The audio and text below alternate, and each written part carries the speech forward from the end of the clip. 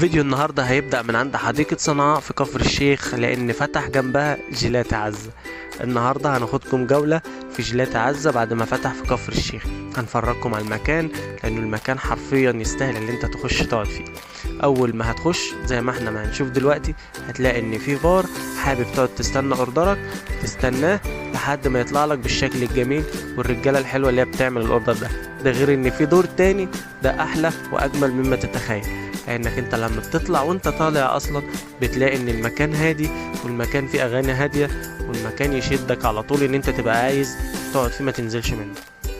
هنطلع فوق دلوقتي، وزي ما انتوا شايفين الديكوريشن بتاع المكان الوانه حلوة جدا، كأنك قاعد على البحر، والوانه كأنها كلها ايس كريم في ايس كريم. طبعا المكان ريحه حلوة جدا، تبقى انت قاعد مرتاح ومش عايز تخرج منه. المكان في منتهى الجمال، والمفاجأة بقى ان هم